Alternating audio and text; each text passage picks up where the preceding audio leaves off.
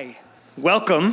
Thank you all for coming out tonight on a beautiful spring evening in Pasadena. If you didn't get here by driving down Del Mar, I recommend that you all go and drive down Del Mar because the jacarandas exploded like yesterday and are in peak form. They're brighter than they've been in several years, so it's worth seeing because it's beautiful, the drive here.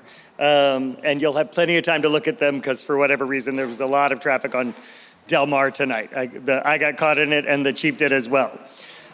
So tonight's update is about public safety in Pasadena and here in District 7. So we'll look at the police department and then the fire department, and then we're just gonna sit down for a little bit and have a conversation about both chiefs' experiences during the fire.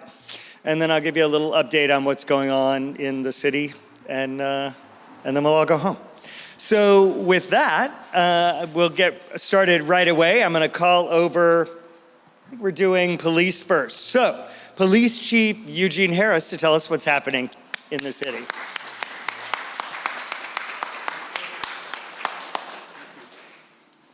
Thank you. Is there anybody in the city who dresses more sharp than that guy? That guy can wear a suit, right? He does it the way it's supposed to be done. Good evening, everybody. It's good to see you all.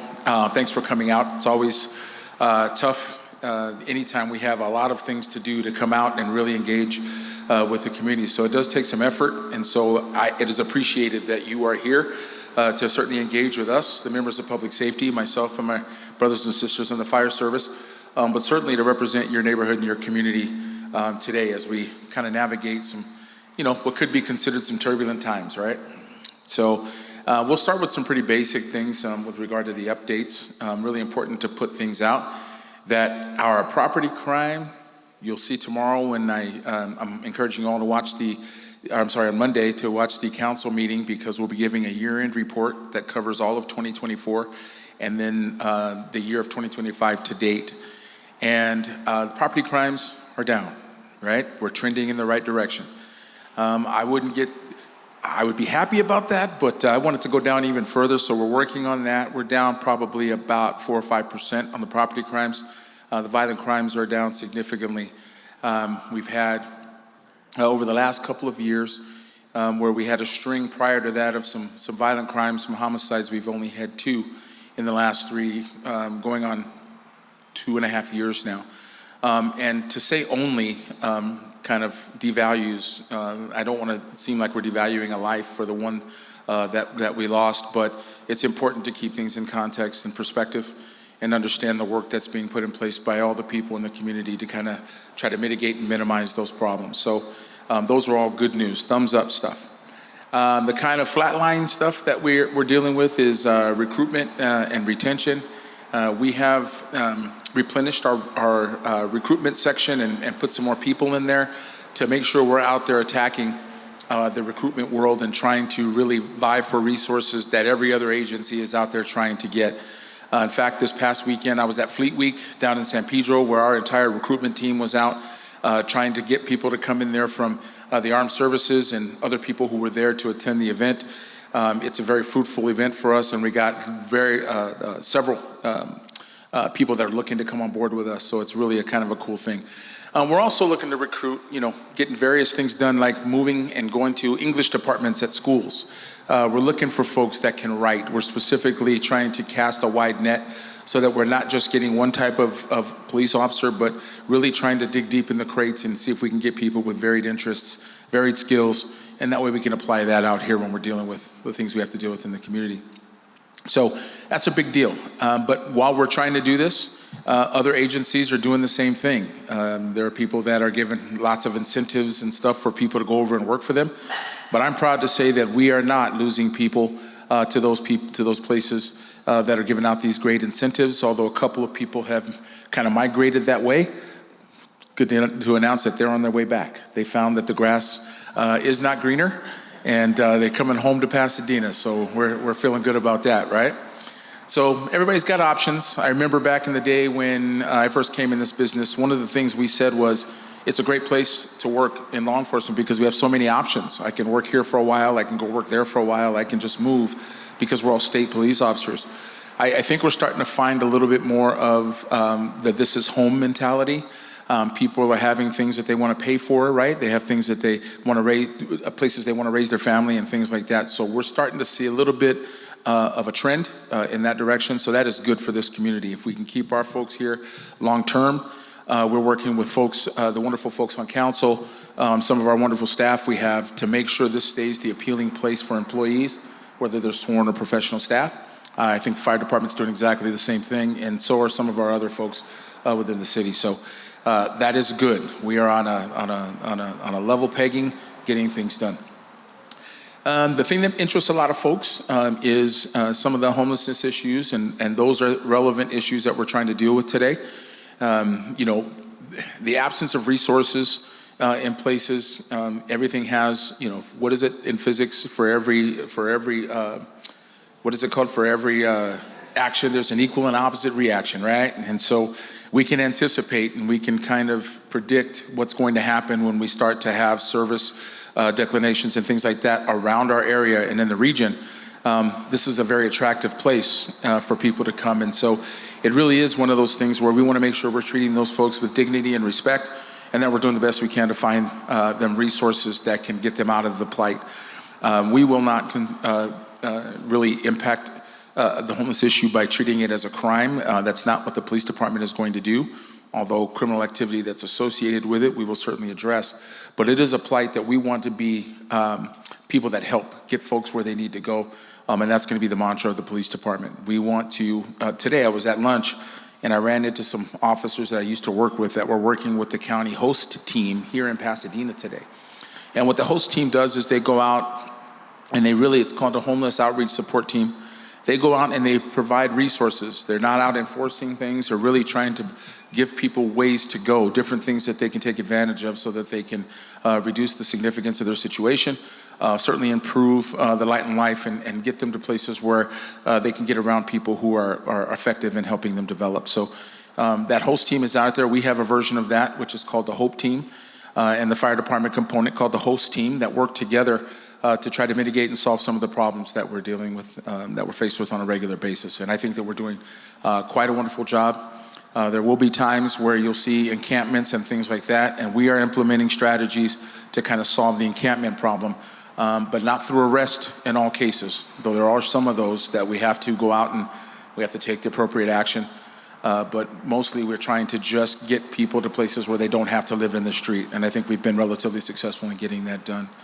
So other highlights for the police department is our contemporary rebranding efforts are now kicking into full swing.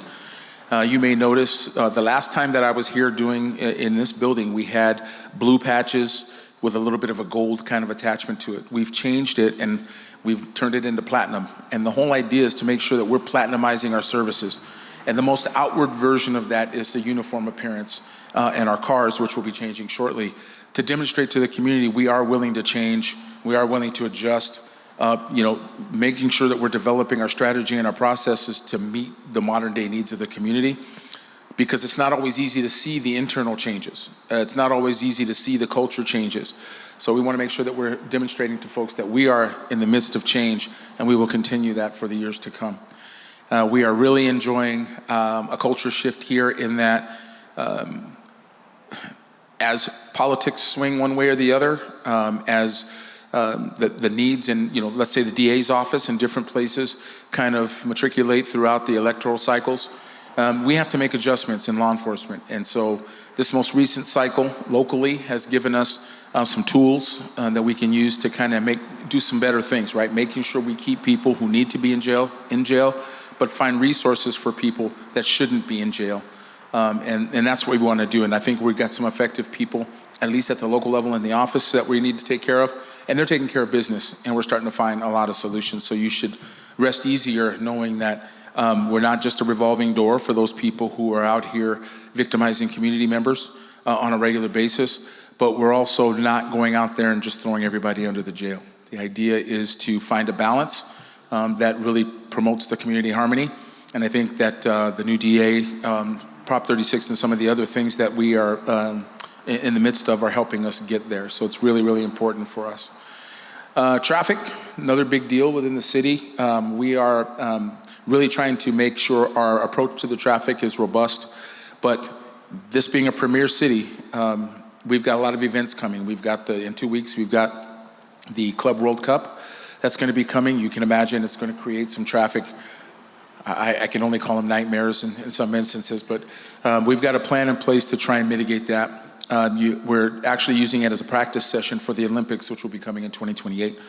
I sit on the board for on the panel for LA 28, which consists of all the LA County agencies that are going to have events for the 28 Olympics. So that's Pasadena, Long Beach, Los Angeles, certainly the Sheriff's Department. Pomona is involved, and then certainly the California Highway Patrol and many different agencies that are starting to meet now to get this thing ramped up and get it ready to go. I'll be quite honest with you, I believe LA started too late getting ready. Just my opinion. We should have been starting this several years ago, but we're going to work hard to make sure that we're doing it the right way. Fortunately for us, all of our events are at the Rose Bowl, and we already have the Rose Bowl dialed in from an event planning perspective. So we are going to be looking really good, managing our plan, updating it to deal with current threat assessments, et cetera. But we're going to be looking good, but we will also be helping other agencies, including Los Angeles. So we're really looking forward to some of these developments, really being the premier city that we are. Be a lot of media, be a lot of excitement, be a lot of foreign folks coming out here and entertaining themselves in all that is Pasadena. So we get an opportunity to be the most welcoming city in the world, like we do on that New Year's Day. That little thing we call the Rose Bowl, the Rose Parade. We got an opportunity to do that here again for these other world-class events. So looking forward to that. And before I turn it over to whoever next is speaking, I'd love to take any questions that you have. I'll be real quick and take just a few so that we can hit the things you want to hit. Yes, ma'am.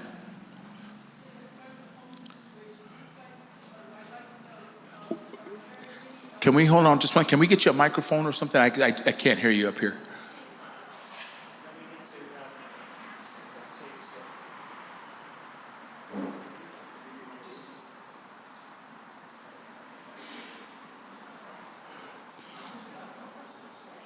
Test.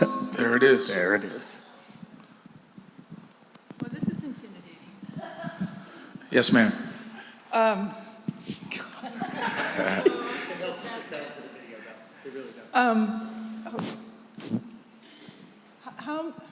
As far as the homeless situation,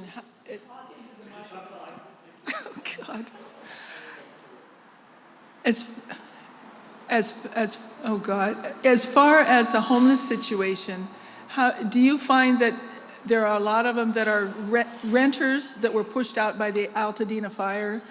That's what a lot of the guys that I see around seem to be, not the weirdos that come from downtown LA, but they normal, nice guys. They're just down on their luck. They're polite. They're kind.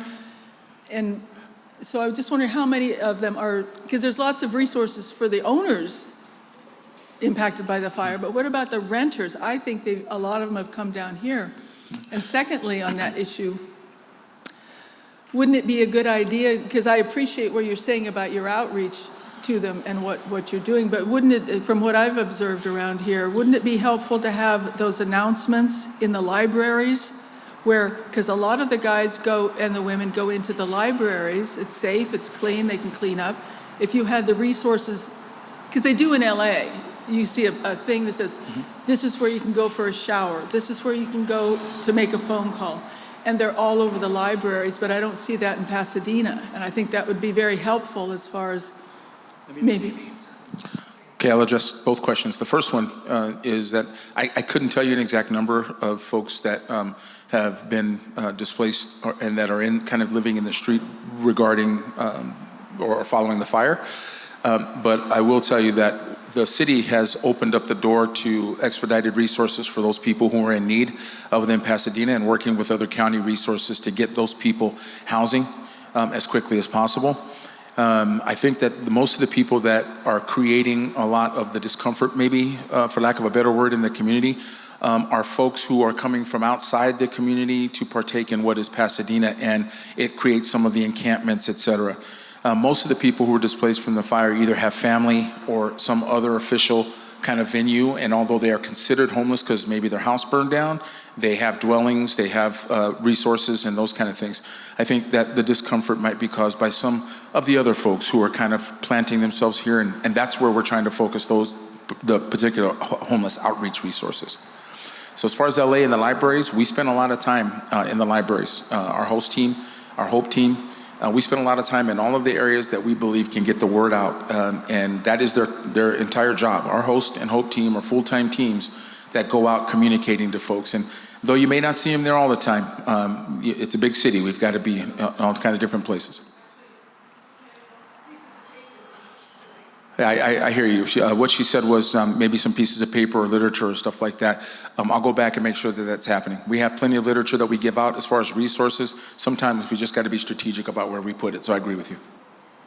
Other questions? We'll get another chance if you have questions later too. Yeah. All right, one more, and then we'll turn it over to the rest of the program.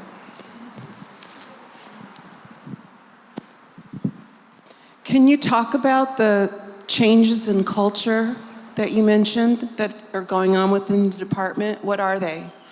Well, one of the biggest ones is, let's say, our approach to gangs, where we used to have, just traditionally, law enforcement as a whole had a different viewpoint on how we did it. We kind of approached it like a hammer, right? Like we were going to be heavy-handed in dealing with the gangs, because let's face it, during those times, that was what was called for. But what we've done is we've decided to approach it like a doctor with a scalpel. Let's be surgical about the way that we do things. When we're making traffic stops, we're going to treat people humanely. We're going to treat people in a way that humans deserve to be treated. But we are going to go after bad guys in a way that can keep bad guys out of the community, can maybe offer up opportunities for them to change. We work alongside a lot of folks who are impacting the community, and so using the gang issue as one of the top items for us. There are some elements in the community that are helping us with that. So let's talk about the gang outreach and intervention. Those folks are solving problems that police can't solve, community issues and confrontations and things that group can help to move into a place of lesser violence. And though they don't work for the police department, they don't work with the police department, they work out of the Department of Public Health, they are an integral part of really solving some of the deeply rooted issues in those communities, and my hat goes off to them. I think that they sometimes they are more effective in the community in some instances than we or other public safety entities could ever be. We have a role, and our guys are good at it. Our street crimes unit, our robbery homicide, our folks are really good at dealing with those issues.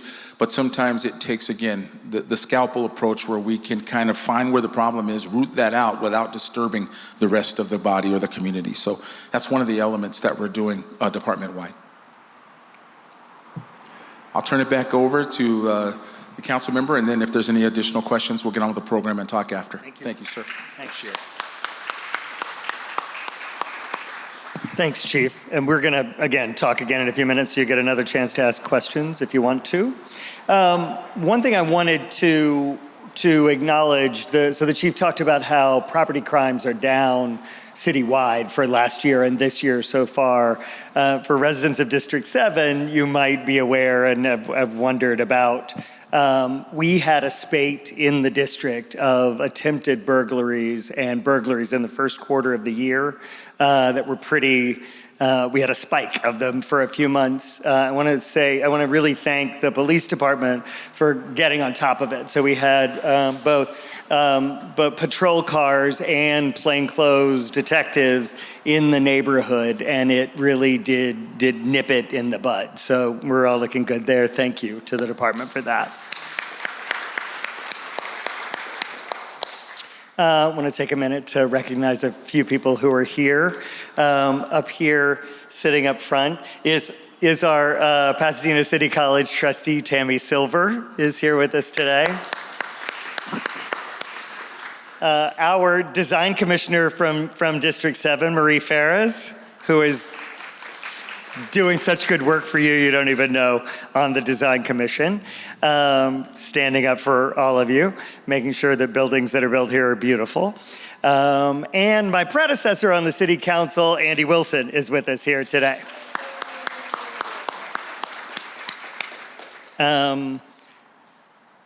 think that's everybody. I got it. Oh, and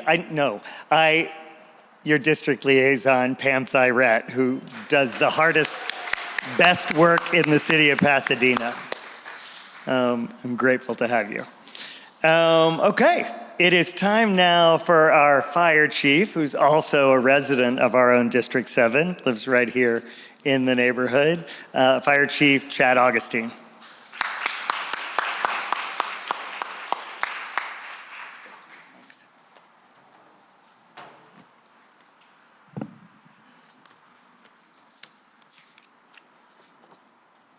Good evening to all of you. Thank you so much for being here tonight.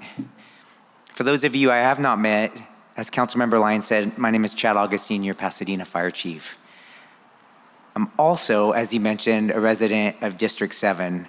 And I just want to take a moment to highlight that as District 7 residents, we are so incredibly lucky to have Councilmember Lyon as our council member, as well as Pam Thyrett. So can we give them both a big hand?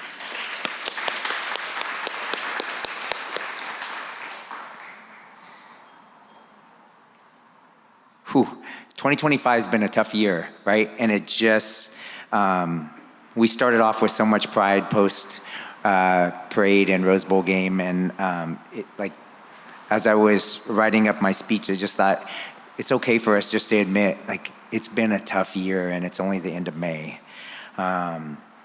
We barely had a chance to transition post-game and parade. The Eden fire hit, and then immediately we transitioned to mud and debris flow, trying to protect our community.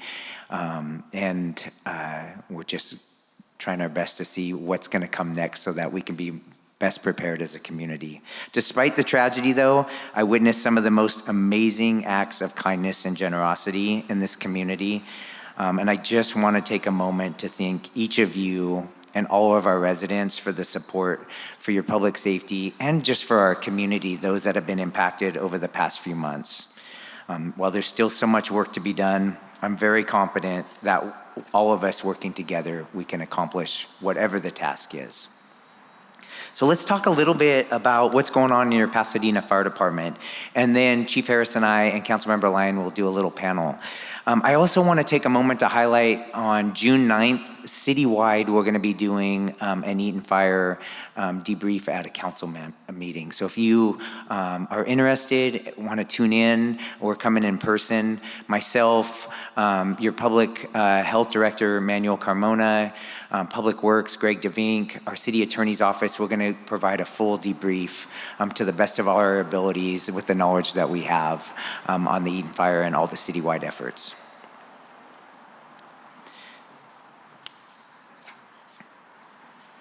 So one of the things, I've been here now about 4.5 years, and on my arrival, one of the areas that we really struggled with was vacancies with your Pasadena Fire Department. And thanks to Councilmember Lyon and all of our city council, we now have regular funding for annual fire academy. So we just graduated about 2.5 months ago, an academy of 7, which was great. And we just finished last week. We invited 400 applicants to interview for our next academy, which will be somewhere between November and January. We started that with 1,200 applicants, and then we did them down to our highly desirable and invited 400. And we expect that we will hire somewhere between 15 and 20 for our next academy. And we'll continue to do that every year to make sure that we address the needs of both the fire department so that we can continue to serve our community. We also, and again, thanks to our city council, one of the areas that 4 years ago, our compliance with our state mandated inspections was around 28%. And if you remember back to the fatal Ghost Ship fire in San Francisco, post Ghost Ship fire, I think 36 people perished that night. New SB 1205 was placed into law, and it requires us to do annual inspections on any occupancy where somebody might be sleeping. So residences, apartments, hotels, and so obviously those are very important. I'm proud to say we're going to be reporting Monday night at council, but our compliance is up to 98%. So big improvement, and part of that we had a lack of staffing in our inspection bureau. And so the council was very supportive of us increasing our fire prevention bureau so they could actually go out and inspect buildings so that they're safe for all of us to be in.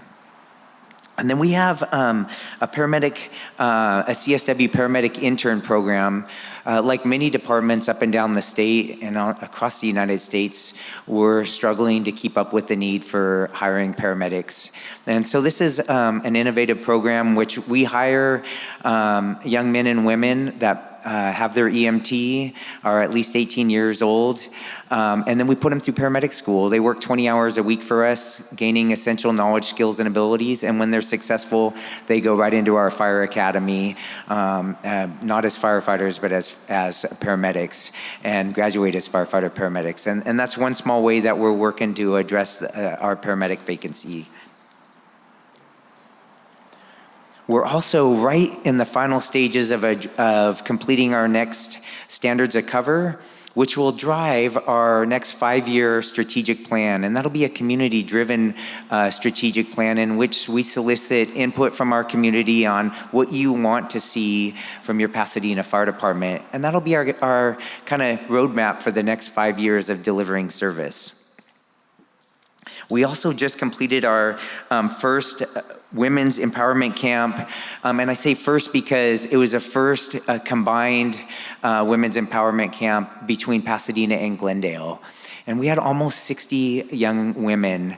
And watching them come on day one, where they were nervous, not very confident, and by the end of day two, their level of excitement and confidence was through the roof. So really, that's a program we're gonna continue to grow, and we have a lot of thanks to City Council for their support.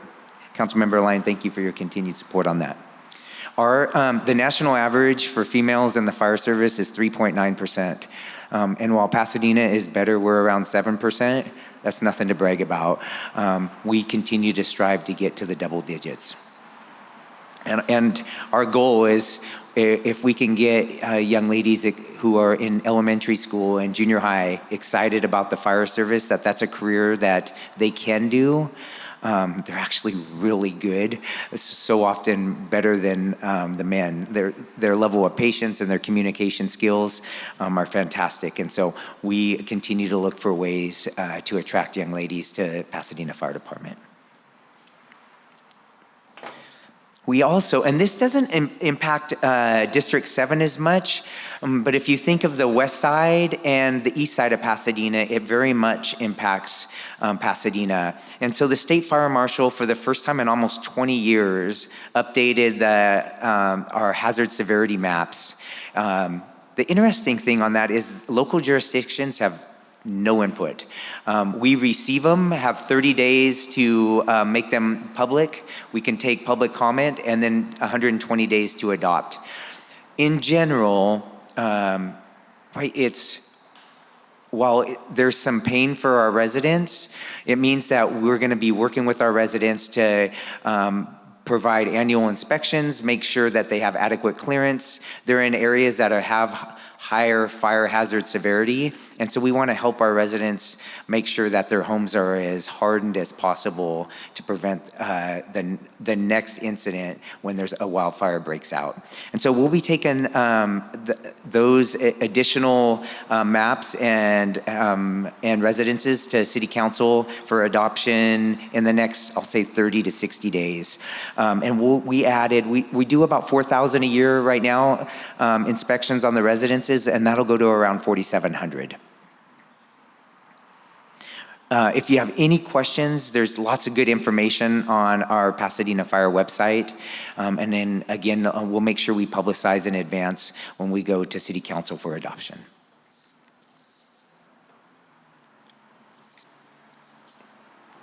So as I mentioned, we're right in the beginning stages of doing our 4,000 brush inspections. And again, District 7, we don't have a lot, but each of our fire stations are out walking neighborhoods. looking at every single resident that's in those higher hazard severity zone areas, and then working with our residences to make sure that their homes have adequate brush clearance, have trees and branches that are away from their roof line, have adequate clearance for emergency vehicles. And really, it's just us partnering with our community to make sure that we protect and keep Pasadena safe. And then, as Chief Harris mentioned, we're up to almost 30 large-scale events a year at the Rose Bowl. And did you know that your Pasadena Police and Pasadena Fire have a heavy presence in every single one of those? For us, if we include our EMS reserves and our Red Cross partners, thank you who are here, it's around 50 to 60 of our team for each of those events, in addition to our daily 53 members that are on duty. So it's a big lift, but we want to make sure that our residents and community and fans that come to each of those games come have a great time and go home in as good a shape as they came.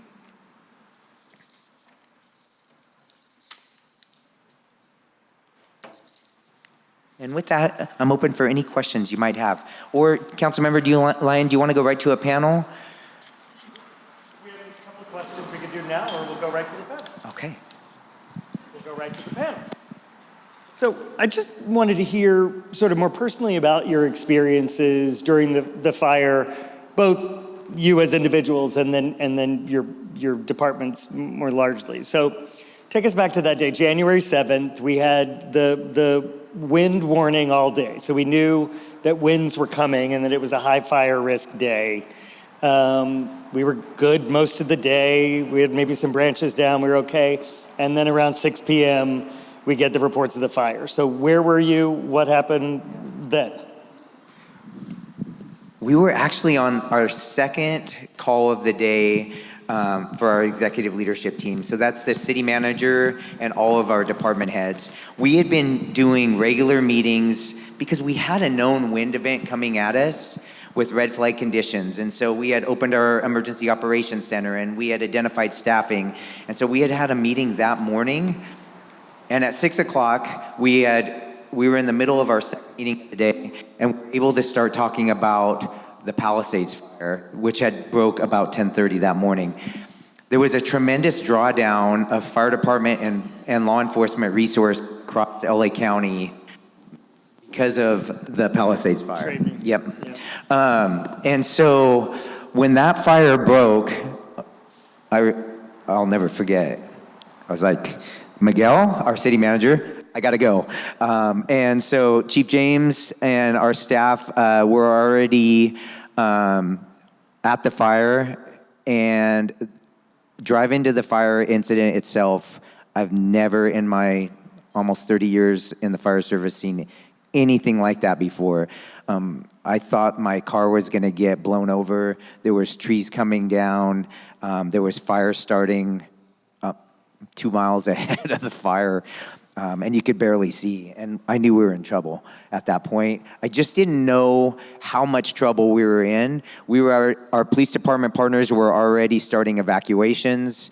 I was on the phone. I know this is getting long-winded, but I was on the phone with Lisa Derdarian, our public information officer, because she was putting out pleas and nixle notifications in very real time as we were getting more intel, and then doing media interviews real time so that we could get as many of our community informed and notified within those first few minutes. I'll start with a little bit of the personal story because it rolls right into what we were talking about. So January 7th was my birthday, and we were at the station, getting ready for the wind event along with our fire partners and the rest of the folks, the staff in the city. And, at home, the family had done a birthday cake for me, so I was allowed to kind of drive home just to get a taste of the birthday cake and say happy birthday. And as I sat down to get the bite, I stuck the fork in the cake, and I got a call on the phone that says, "Boss, you got to hurry up and come back." So I pushed the plate away, and I'm still fighting with the family over that because they thought I did it on purpose not to eat the cake. The people in my family are not really good bakers, but that's just how it goes. And so I dreamed up this fire so that I'd had to eat their cake is what the story is at home. But anyhow, on the way back, as this turns into what I consider to be the worst event that I've ever been a part of in 34 years of law enforcement. The wind was blowing so bad and the embers were blowing so bad on the freeway that there were trees and bushes and traffic signals flying horizontally across the freeway. We were dodging them on the way in, having to get here and get back to the Emergency Operations Center. And it was something I had never seen before, never. We got to the Emergency Operations Center, and it was clear that we were in dire straits as a city, in that this thing was mad. This fire was angry. The wind was helping it, and it was really doing some damage, and we could project that it was going to be something that most of us haven't dealt with before. So our officers, because we had planned for a little bit of upstaffing for the wind event,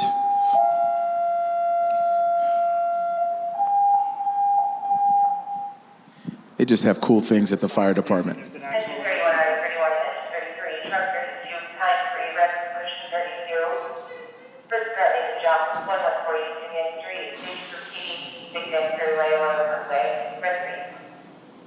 It never stops, folks, 24/7. That's what our people are here to do. So really quickly, it became apparent really quickly that we were going to have to do some evacuations, and that call was made by field personnel. Some of our law enforcement personnel, some of the best in the business, started going up in the north end of Pasadena, south end of Altadena, and started really recognizing the need for evacuations. So they were pushing folks out, trying to get them to services, and really it became an emergency where we were actually having to beat down doors and do those kind of things. And fortunately for us, we had our fire partners, we had some of our transit partners, and so we were up really evacuating hundreds of people at a time. And in fact, there were a couple of senior care centers or senior living centers that had some issues with some infirmed and other folks there that couldn't really move really well. And we had to go in and try to figure out how to rescue those people. And we did it with buses, and we did it with tactical vehicles, and we did it with fire vehicles. And it was one of the worst things that we could do, but we saved a lot of lives that day. The people that were wearing these uniforms and our traffic people who don't normally do these things, the transit folks, were out there saving lives. It was a heroic event. And for me, I was just dodging signs on the freeway while these people were really putting their life on the line to save folks. And there's a lot of people alive today because of it. Once we got here and started figuring that part of it out, then the mission changed and we became force protection. We had to be in the neighborhood so that, bad actors wouldn't come in and start stealing and looting and doing those things. So the police mission shifted pretty quickly from a evacuation mission to a protection mission. And then we got to sit back and watch the heroes in the fire service really do what they do.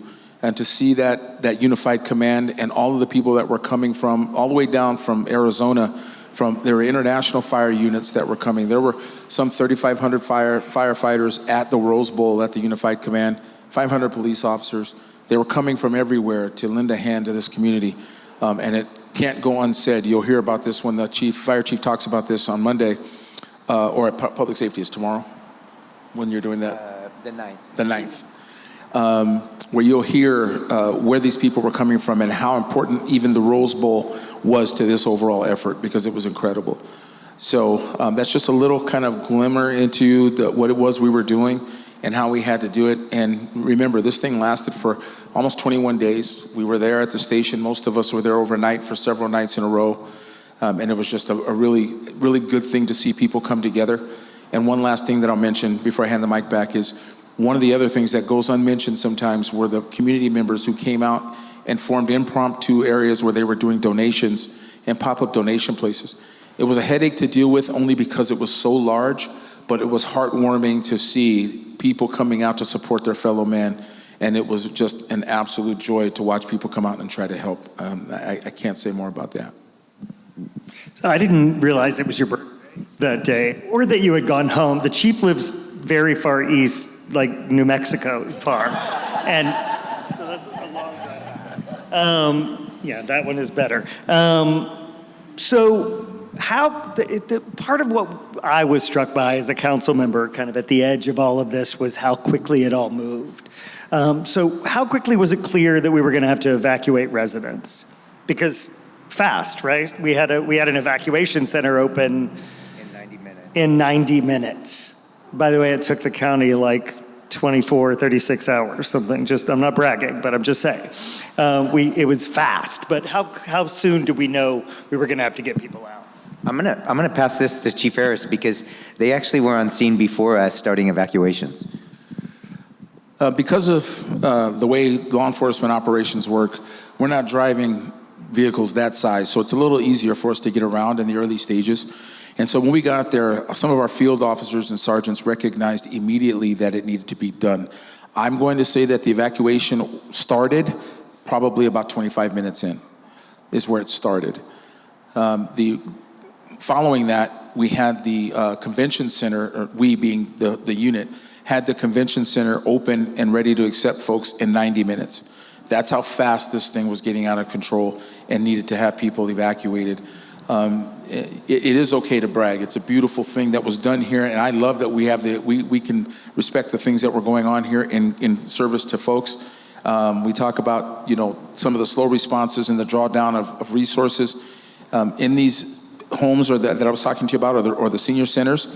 It was important because when some of the folks in Altadena dialed 911, wherever that phone call went to, it didn't come to us, but they were told, unbeknownst to anybody, nobody's fault, but they were told to shelter in place. And had they done that, it would have been a catastrophe. And so they were doing what they were told, and the officers, the transportation folks, the fire guys got together and said, we're not going to let this happen, and rescued a whole bunch of people. So it happened that quickly. And if I can add to that, we will always prioritize life safety, right? And so unfortunately, what that means is sometimes a home's going to burn down. We're going to prioritize. Our teams did an amazing job prioritizing, working with our law enforcement partners to get immediately evacuate. And as was mentioned, in any method they could, in ambulances, in fire engines, in police vehicles, until we could get buses with some transit staff who really are incredible. They don't have training, but they came in. Some of them, I'm sure you've seen the videos, driving through fire. Couldn't have done it without them because of the large numbers of residents that needed to be evacuated. The next morning, so council got our first briefing, I think at 8 o'clock or something. I mean, and it was already bad then. There was a command center set up within 90 minutes. First at the Rose Bowl, right? And then moved to City Hall? So actually we had a command post that was first set up by where the fire started. Then we moved to Farnsworth Park. Farnsworth Park, thank you. And then we quickly realized we need a larger footprint. One phone call to our partners at the Rose Bowl, and they said, we'll have the lights on, which was incredible. And then the EOC we already had staffing identified and people there. So that night, your city staff from every single department responded and helped staff. Then when we think about an EOC, right, the fire department, the law enforcement, we're running the fire operations, but the EOC needs to figure out how do we get 1,000 cots and medical care for the convention center and food and everything that goes with all of that. And then most importantly, how do we document it so that when we have millions of dollars of expenses afterwards, the city is made whole. Those are the things that the EOC did immediately to start tracking to provide the resources that we knew we were going to need. Yeah. Just to piggyback on that, one of the things that happened in this fire was everything that could go wrong went wrong, right? The network went down. All of our computers went down. The phones and things that we couldn't communicate went down. The emergency operations center was compromised by smoke and fire.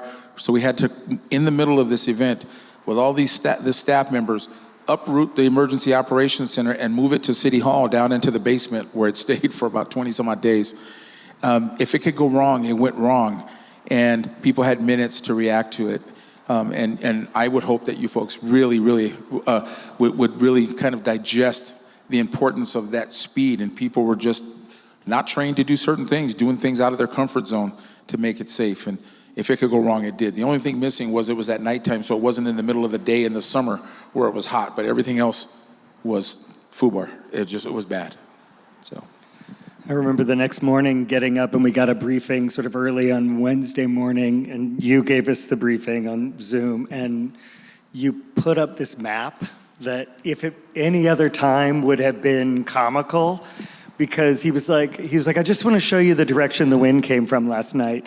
And it's a picture of the fire zone and then just arrows going in every direction because the wind came from everywhere during the night, and it sent the fire, ultimately it sent the fire across the mountains and away from most of Pasadena. So we were fortunate in that way, but it was crazy. You remember the wind that night.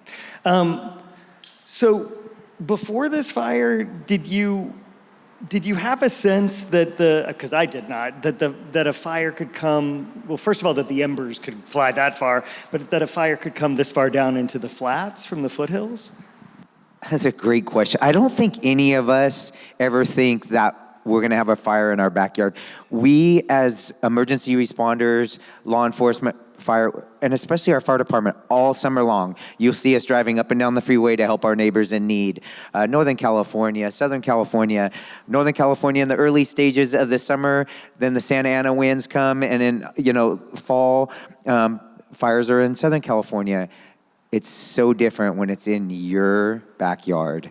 And I don't think you can ever be prepared for the gravity of that.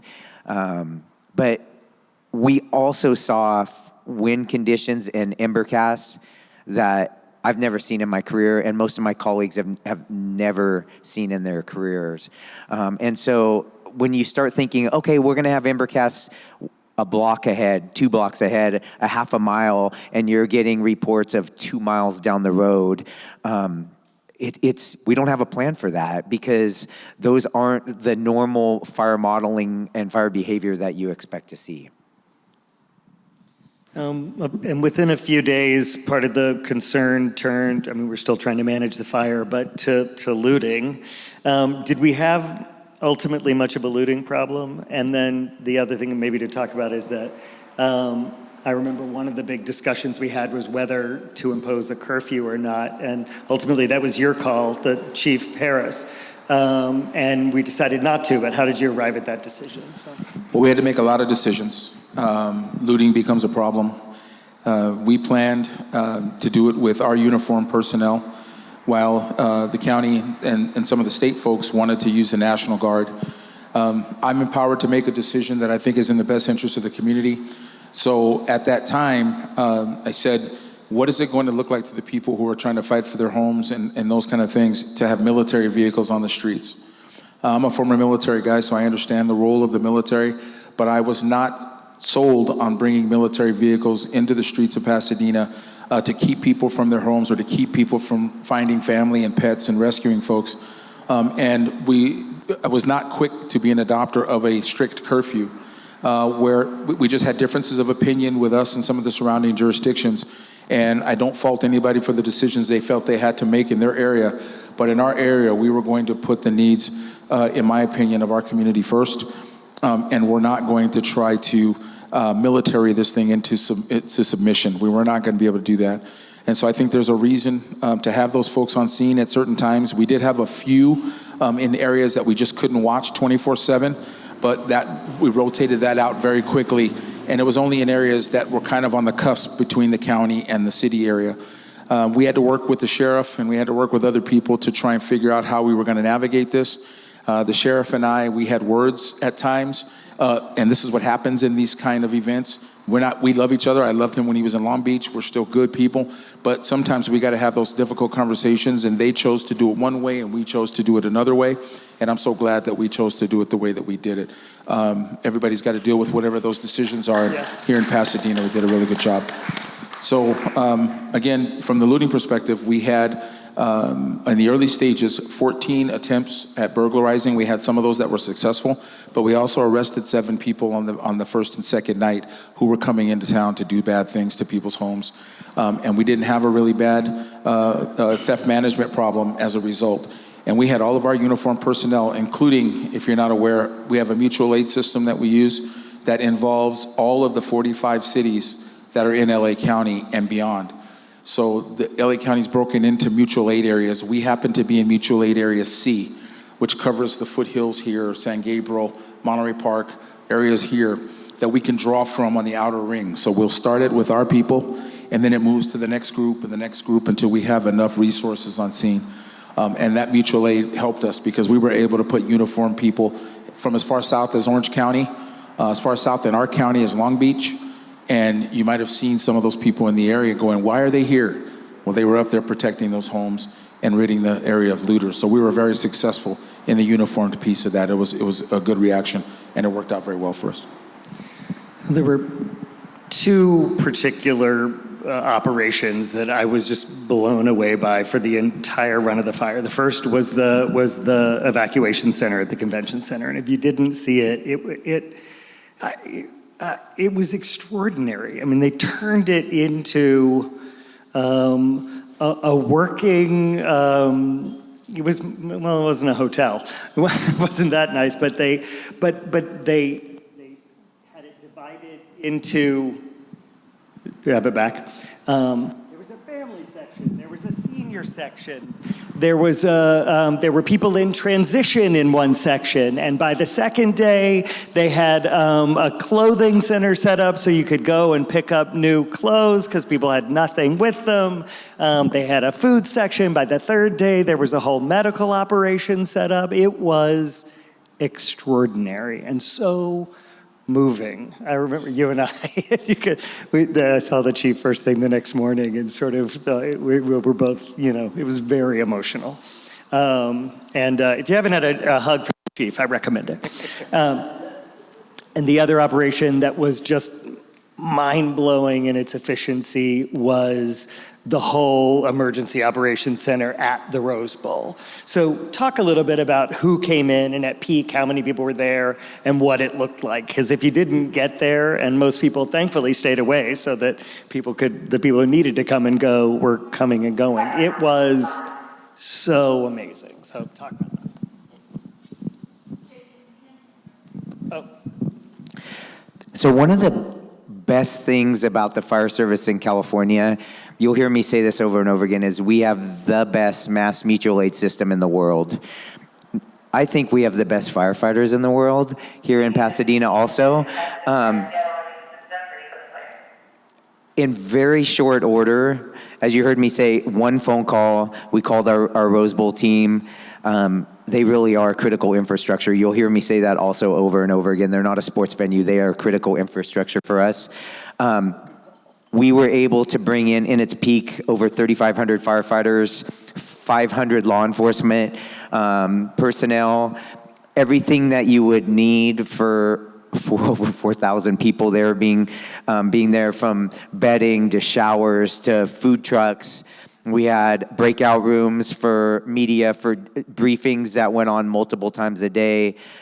You name it, that was where it happened. It was really the hub, and there's no other place in Pasadena that has that type of footprint for us to be able to do that. And it's just from all over the country, Western United States and international, you had personnel there, all coming to help this community. It was, am I on? Yeah. It was extraordinary. So there was a giant tent village, and there were like RVs where some people were staying, and there was a whole restaurant set up there and a place where they could get their equipment repaired. So my takeaway from all this, and really why I wanted to do this, was we are an incredibly prepared city, and blessed with neighbors who care about us and are willing to show up. And I mean our neighbors out to like Utah, and they came from far away. And we were very well served by both your departments in the fire. So thank you. Any questions from anybody? Can I add For one? this one, I think come to the mic, if you will. I think it'll be easy. The one that's standing up right in front of you. Yes. Councilmember Lyon, yes. while you're coming up, I want to add one thing. We are so fortunate to work in a full-service city. And when I say full-service, police and fire, public works, public health, right? One of only 3 cities in the state that has their own public health. Water and power. Within days, right, David Reyes and I were doing daily briefings. Within days, we were down to like 2% of the impacted areas of Pasadena had a no drinking area. That went on for weeks in our neighborhood. Yeah. Right? Pasadena was able to be so nimble to adjust to whatever the need was, bring in resources, and then correct it so that our services were repaired and uninterrupted. I remember with 9/11 that the communication systems failed. How did you manage the communications among all of the departments? Great question. So thankfully, our communications didn't fail. And there's been billions probably of dollars invested since 9/11 on communications. There's a few things that I will highlight though. We really rely on aerial assets for intel on brush fires. We have some of the best aerial assets in our backyard with LA County Fire. We didn't have any air assets that night, which really impacted with wind conditions, almost zero visibility. It impacted our ability to have good intel. We had very good radio communications though, and our dispatch center, Pasadena Fire owns Verdugo Communications Center, which is in Glendale. It's owned by Pasadena, Glendale, and Burbank. And when we go into emergency mode, and which we did that night, we had a 10-fold increase in the amount of 911 calls that came into Verdugo. And some of our personnel were dispatching our resources. And we had fire agencies from all over the area, in and out of county, coming in to help because all of our personnel, including our recall personnel, were out fighting fire. And so one of our captains, the female that you saw when I was giving my presentation, Jody Slicker, she was our mastermind behind our dispatch center with some assistance. Calls would come in, she would determine what level of response we were responding to that night. And then I'll defer to Chief Harris on the police department. Just real quick, I think that sometimes we kind of lull ourselves into a sense of security when we think that the best equipment, it can't go wrong, right? We can't have problems.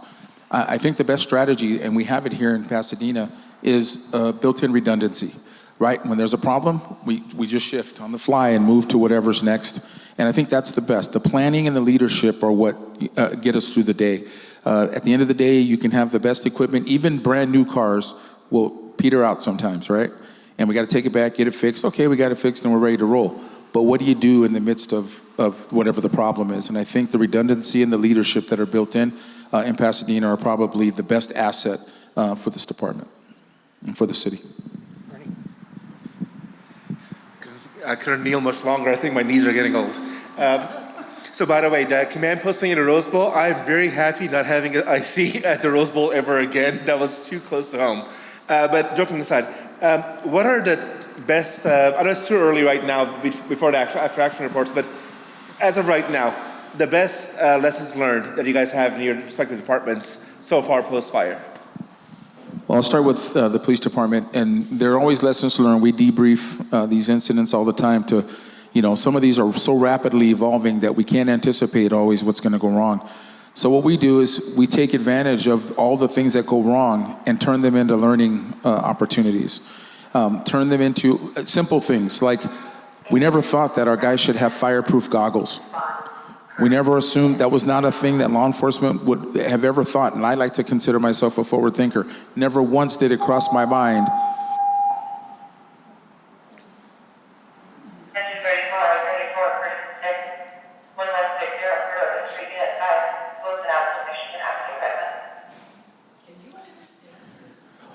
Yes.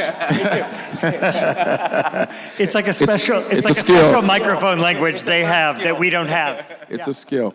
But just to close I out. ask it every time I'm here. Just to close this out before I hand it back to the fire chief. I would never have thought in a million years that our police department would need fireproof goggles, right? We never thought of that they were going to be in the midst of having embers the size of volleyballs coming down the street. What do you think about when you think of embers? You think of small ashes from a fireplace or a cookout. These were basketball-sized embers floating down the street for 2 miles. And the guys couldn't work. The heat was immense. And so the small things, to answer your question, is let's identify those things that we can predict. Predictable is preventable. Let's start thinking about solving a problem that doesn't yet exist. And I think that's the biggest lesson for us. The value of relationships cannot be understood. When our crews show up with a LA County fire crew that they just trained with the day before, and they know each other on a first name basis, things are going to go a lot better than when you've never met each other before. And our ability to get help and give help. Some of the most talented LA County fire chief officers who came to help us that night had been on the Palisades fire all day. And so they went from one of the most devastating fires in LA County history to one of the most devastating, for sure, the most devastating fire in Pasadena history. So for us to work together, rely on each other's experiences, shared experiences, to figure out how we can best put out a fire and save lives. That value of relationships can't be I can't highlight that enough.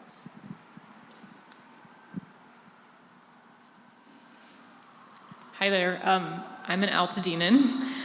I needed goggles too when I ran into my own burning home. I wore swim goggles on the 8th when the wind was still and there were no first responders in my neighborhood. I ran into my own burning home. And Chief Augustin, I want to say that as I drove from Pasadena up to Altadena to try to get back to my house, I saw that Pasadena's fire and police were doing a lot, pulling burning materials out of the street up on Woodbury, pulling vehicles out of the way that were blocking access, and setting up for the onslaught that was coming down from Altadena. So I appreciate what you were doing to defend. I want to give you a chance to clarify something you said earlier, because I heard you characterize your decision, or not your decision, I'm sorry, the departmental and the emergency operations decision to move from Farnsworth Park. I heard you characterize that as a decision based off of, oh, we need a bigger footprint. But the message that's being shared about that decision from LA County Fire is, oh, we are overrun with fire, and that's why we're getting out of Farnsworth Park. So that's the first question I'd like to give you a chance to just speak to. And then secondly, I did want to ask the question of how did you get visibility on the fire and the boundaries of the fire from the Rose Bowl, and also given that you didn't have the aerial resources that you normally use, how did you do that? And those are my two questions. Yeah. So thank you. We recognized when the fire was, and the ember cast, that Farnsworth Park was not a safe place for a command post. But most importantly, when you had probably 30 or 40 law enforcement and fire vehicles in a parking lot the size of the parking lot of Farnsworth Park, we recognized the gravity of how big this fire was how fast it was growing. And we recognize this is not an ideal location. We need a larger footprint, if nothing more than for a place for staging for our resources. That we were requesting hundreds of fire engines when we knew that this was going to be a prolonged incident, that we would have to support them. So really, that was our team. I'm going to brag about my team and their relationship with the Rose Bowl of saying, we're going to the Rose Bowl. Everybody saying, that's a great idea, that's a great location. And then secondly, I'm gonna look over at my Deputy Chief, Anthony James, because very quickly, we have 6 battalion chiefs in Pasadena and 2 deputy chiefs and myself. We're relatively a small department. It's been one of the areas we're advocating for more chief officers, but we relied on our intel with our chief officers. For us, it was Chief James over there, giving us real-time information of where the fire was going and where the ember casts were. But it was hard, I'm being honest, we were behind the 8 ball, because when you have helicopters in the air, they are able to give you real-time intel with the direction that the fire is going and where they believe it's going to be in 5 minutes. What we were seeing is, hey, the fire is now on this block. Hey, you have ember casts a mile ahead. And so we were a little more reactionary instead of being able to be forward-thinking, especially in those first few hours. Thank you. And the one last question is just, what time did the departure from Farnsworth happen? Can you remember that? Chief James, 7:30-ish? Yeah, early, very early. I probably was there if the fire broke out at 6:12, was there, shortly after 6:30. And our initial goal, I think, was to be set up at the Rose Bowl by 9 o'clock. And I think we were set up by 8 o'clock. We quickly recognized, hey, we need a much larger footprint. Thank you. Any other questions?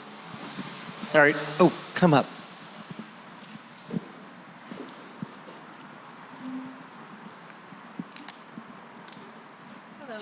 Hello, thank you for hosting this.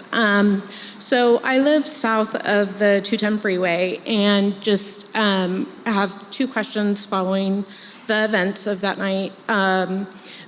So I don't know if it was because of the wind or just my TV situation, but with the digital air antenna and the fire that had already started in the Palisades, I wasn't really getting good reception for information happening up there, which thankfully I knew I was far away. But I'm wondering, does the city have, whether it be an app or whether it be radio communications to a particular station here just for the city to convey news on an emergency basis?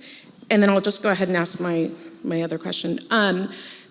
My second issue was with the water situation. So again, I'm south of the 210, and initially we were told that we weren't affected with the water. And I kept referring to your newsletter, which was great. It was the only trustworthy information that I was getting because I was on the Nextdoor app and people were just giving mixed messages and so on. Don't go to Nextdoor during an emergency. Let me just, don't go to Nextdoor during an emergency. Lesson learned.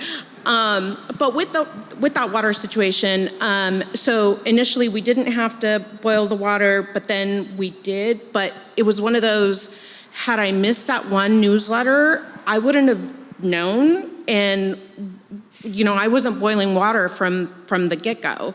And I was drinking water, doing everything. So there's that. And then just the last thing, I wanted to help out as a community member, especially not being completely affected. Is there anything fire, police would have liked? People kept saying, don't bring any more this, don't bring any more that. And I'm like, well, what can I do as a community member? Let me touch on that part last first, and then we'll talk about how to get information. But the one thing that we maybe weren't prepared for as a city and was hardest to get prepared for, all of that stuff fell into line immediately. Figuring out how to receive the generosity of this city was one of the most difficult tasks. I remember walking downstairs at the convention center in their loading dock, which is a room this size, and literally that wall back there was stacked with things ladder high of things people had brought to be generous. So the city manager's looking at that and actually working on doing a better job with that. For communications, we don't have a city-specific. We have, if you can get it, we have Pasadena Media, so you can get that either through YouTube or on your television.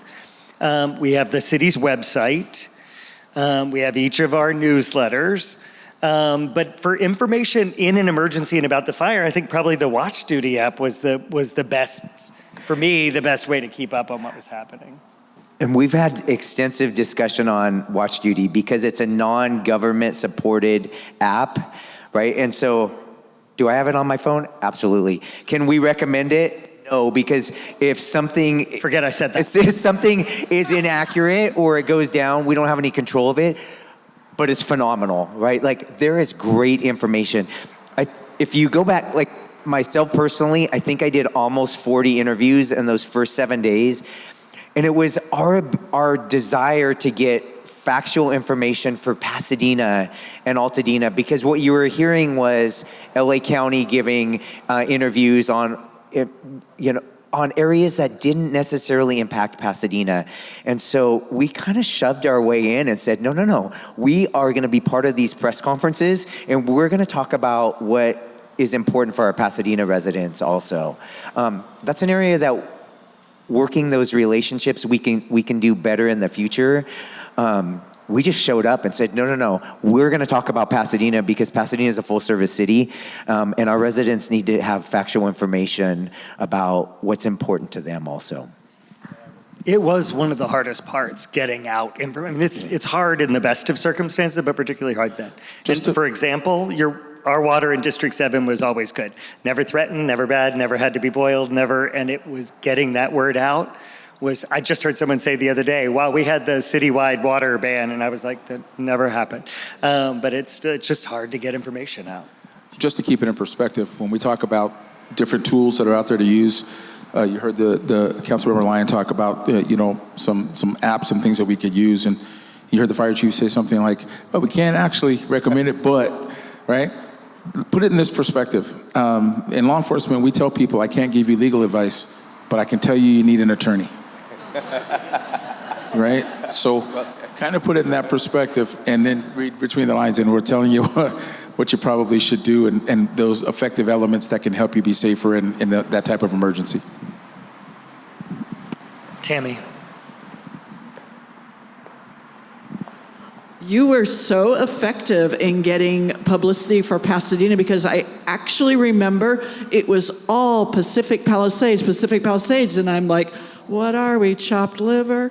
And now we have a lot of press and information, and so something noticeably changed, and thank you for that. So bravo. You know who else gets a lot of credit for that is Lisa Derderian, right? She just knows everybody in this community and is on a first-name basis with every media outlet.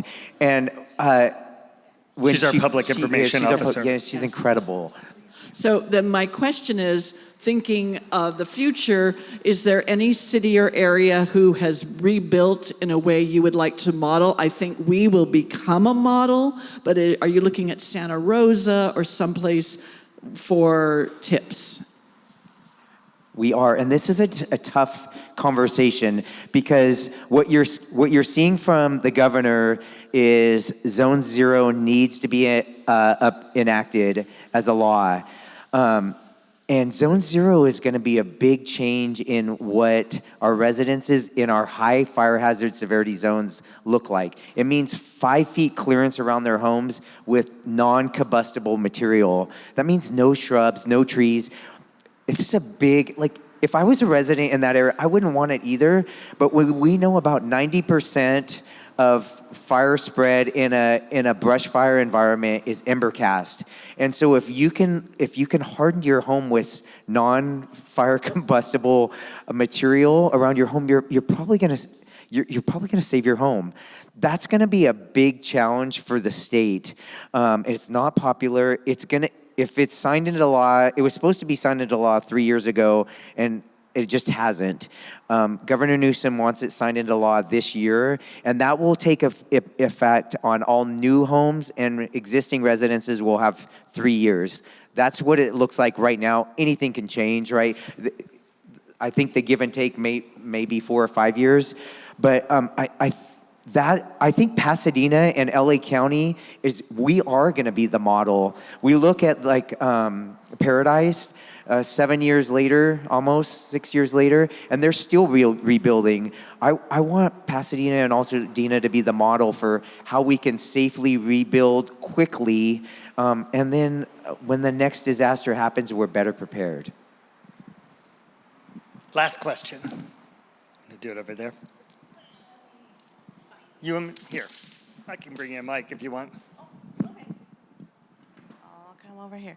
I just wanted to share one of the things that I would hope that you would do, because people know Lions clubs, and what began happening is we had our young people who are just completely and totally immersed in technology.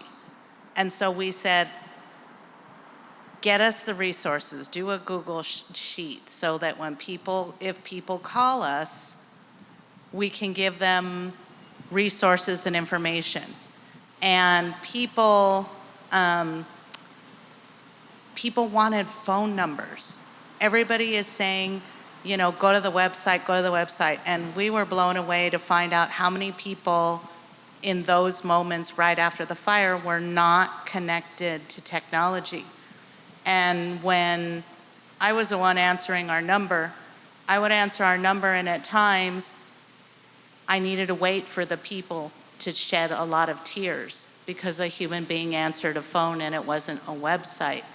And we were able to give them phone numbers to the Citizen Service Center here in the city, to the phone number to the water to find out about their water, so that, you know, so please, whatever you do, preparing for the next time, please have websites and phone numbers, because a lot of people aren't connected to technology. And KNX 1070 was reporting, so if you have, you know, the apps on the phone, terrestrial radio, they were reporting where the boundaries were in different places with the fires. And so, you know, that was a wonderful resource. And thank you to my city, because we were able to do it because of you. Thank you. So the last thing is, I just want to give you a little something to express our gratitude for the work. So we have here a little commendation for you. Commendation for bravery and service during the Eaton fire. In recognition of the outstanding bravery and dedicated service of Pasadena's firefighters and police officers during the Eaton fire, this commendation is presented to Fire Chief Chad Augustin and Police Chief Eugene Harris. There's more. Your steadfast leadership and decisive actions in coordinating the deployment of resources and the evacuation of our residences with limited resources and under threat of the advancing flames was inspiring. You maintained a reassuring order and calm amidst the chaos. The people of Pasadena are proud of the courage and commitment demonstrated by the men and women of your departments during our time of greatest need. Your unwavering dedication to the mission of saving our community, even in the face of exhaustion and danger, is truly admirable. We are immeasurably grateful for your service to our city. Thank you.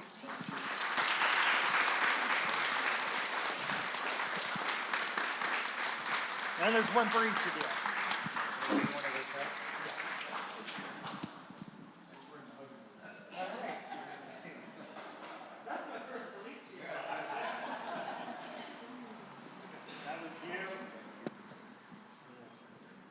So I truly, in all of the work you do, I'm grateful for it. So thank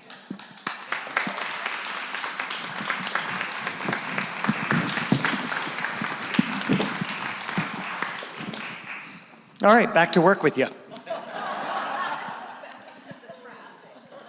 I'm going to give you a little update now on what's happening in the district. Gentlemen, thank you very much.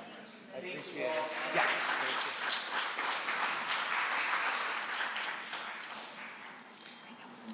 Oh, okay. See ya. All right, so let me get my notes out here. I have my glasses on again. Okay, the biggest thing happening in the city right now is the budget. This is always what happens in the spring because we're on a fiscal year that runs from July 1 to June 30th. So we're just now getting ready to adopt the operating budget, I hope. It's a challenging year. Tax revenues are down across the board. Sales tax are down. The gas tax is way down, and that's a structural problem we haven't really figured out as a state when we're all moving to electric cars. It's a major funding source.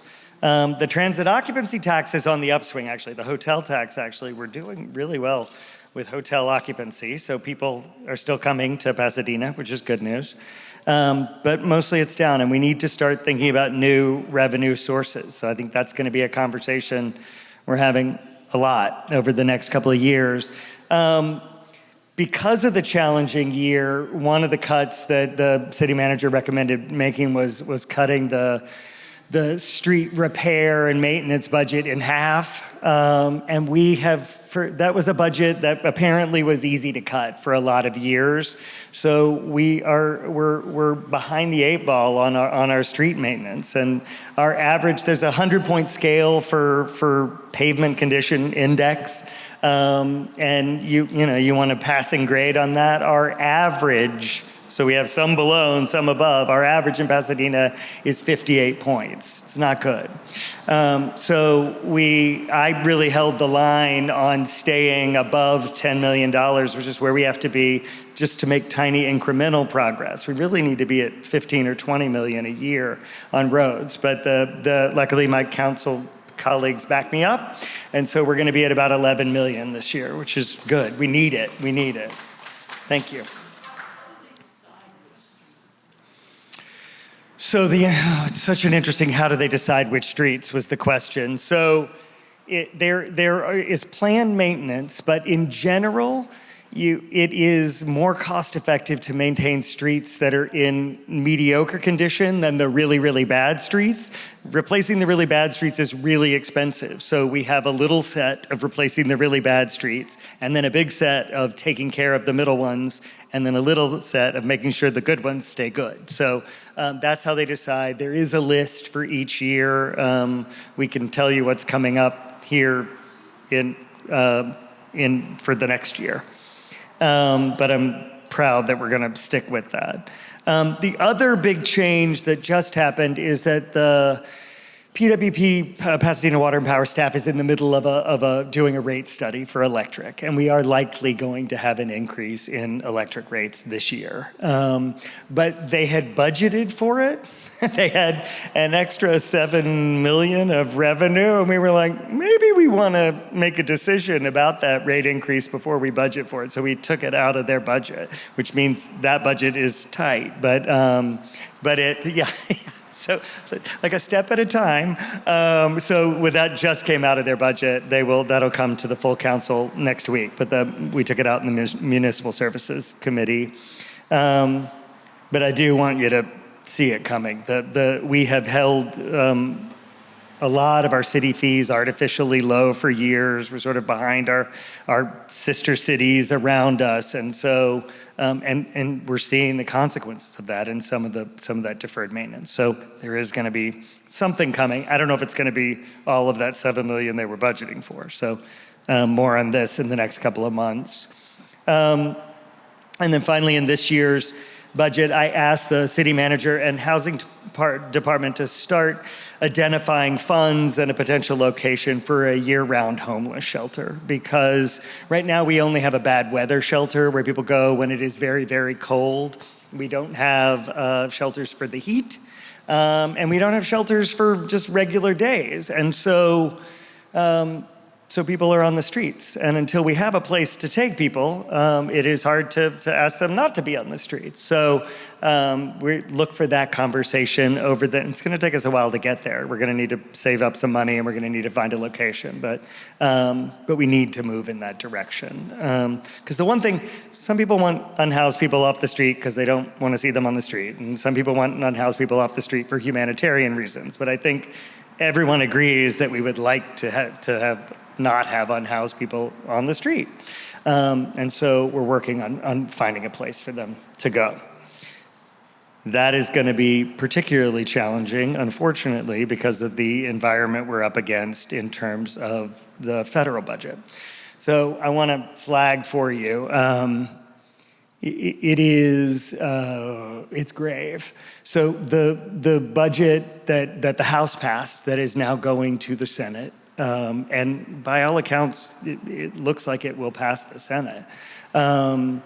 It makes incredibly deep cuts to the funds that municipalities across the country use to serve the least among us, the people most in need, and that's where the cuts are, for services to people on the margins. So we are looking at cuts in virtually every funding source we receive from the federal government for housing and for keeping people housed, from 40% to 100%. And many whole categories of funding are being cut. For us, the federal grants directly to Pasadena are only about 5% of our budget. They are pass-through funds from the county and state are substantially larger. So that is their fiscal 27 budget that we're looking at, or it'll be our fiscal 27, so maybe we're a year out from that happening. In the meantime, the federal government has also issued a new grant agreement to all grantees that requires grantees to agree to abide by the more than 200 executive orders that have been issued. And it's not clear what it even means to abide by the executive orders, because they, as a technical matter, they all make directions to the federal government. But it does make clear that cities are not allowed to use any of the funds to promote DEI, or the phrase they use is gender ideology. We are a city that is committed to diversity and inclusion. We recognize that we are stronger as a government and as a service agency if we represent the people we serve. And we recognize that people should be free to be who they are. And so as a city, we have made a decision to strike those provisions from the grant agreement.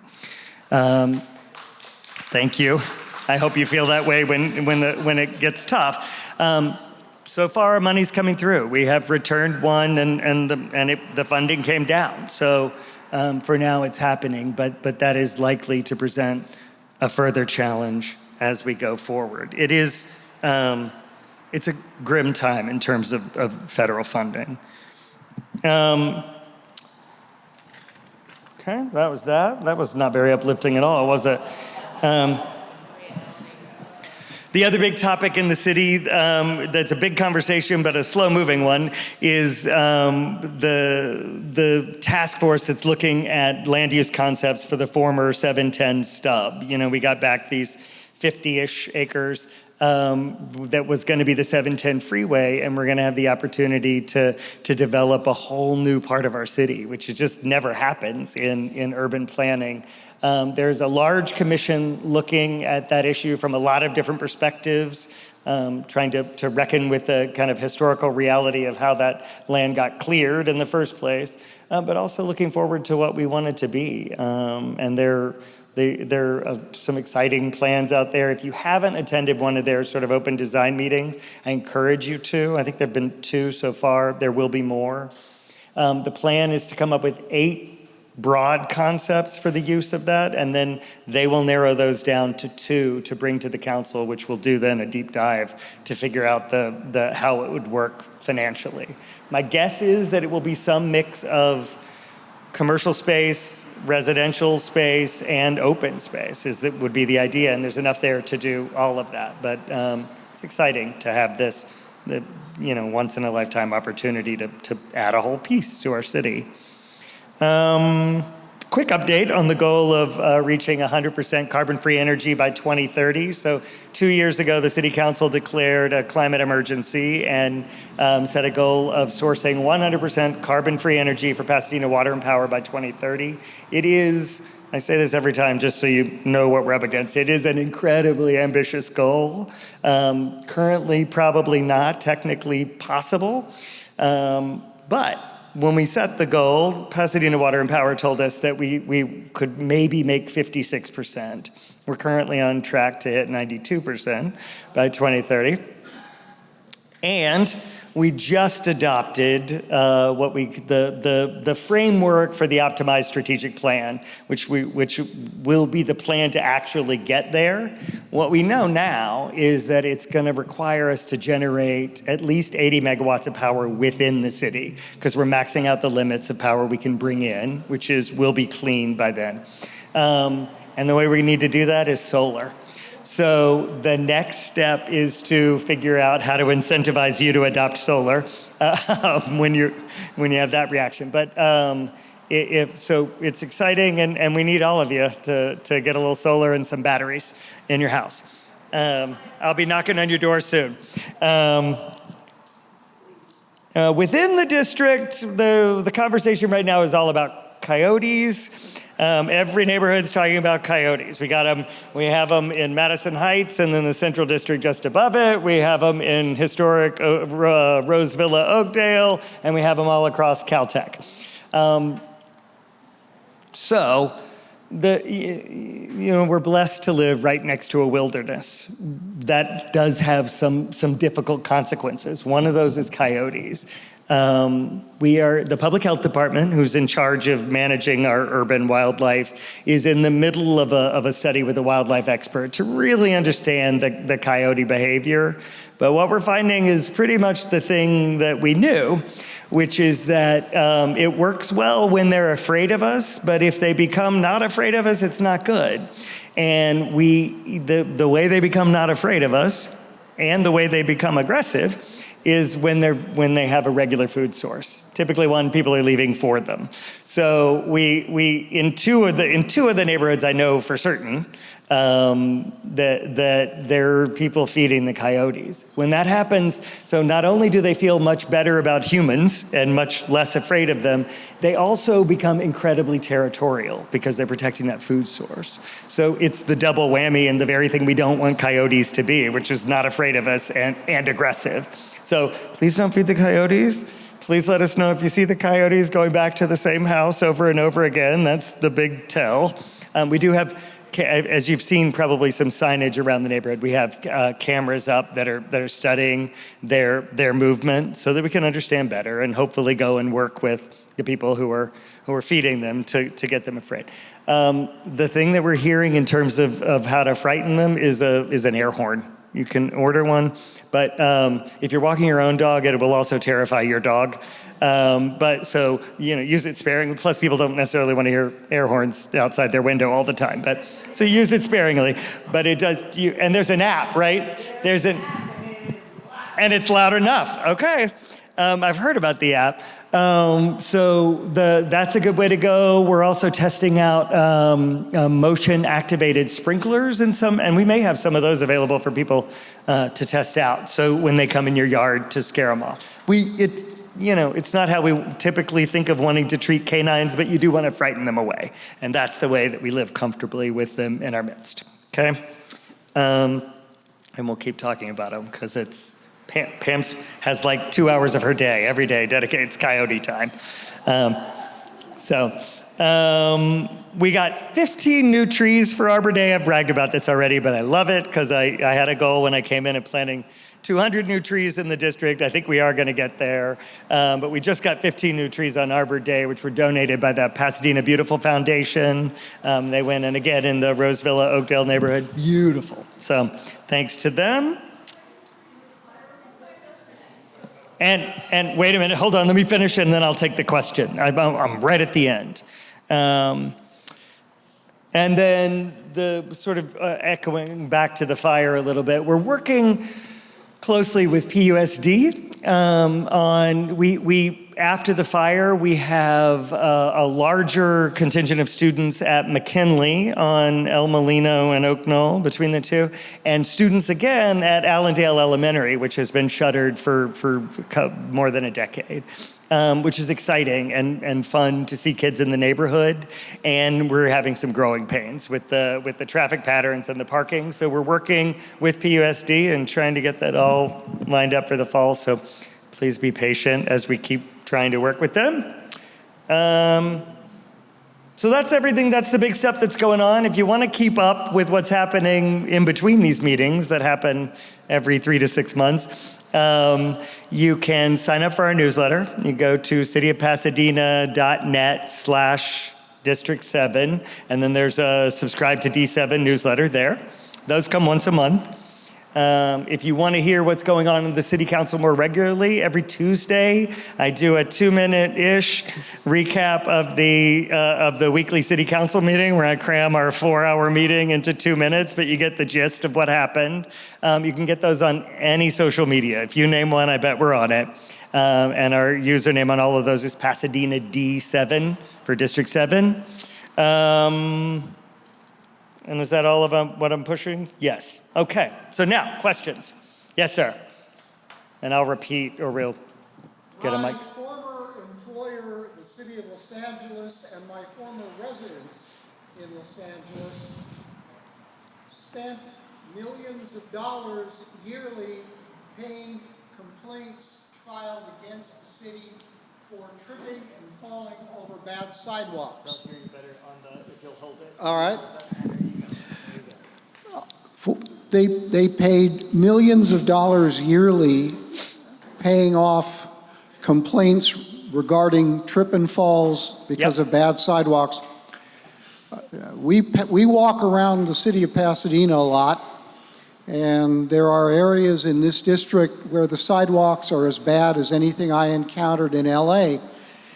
Back in the 50s, somebody sold the city of LA that they should plant ficus trees.